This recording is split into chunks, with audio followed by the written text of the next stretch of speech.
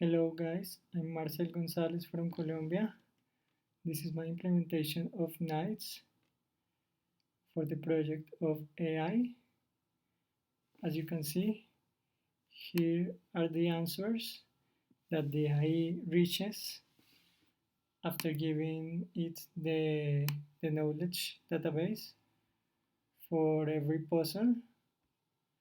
In the first puzzle, it concludes that A is a knave, uh, and if you analyze the sentence, you can see that one person could not be a knight and a knave both, so this sentence should be a lie, and the person who is saying it is a knave.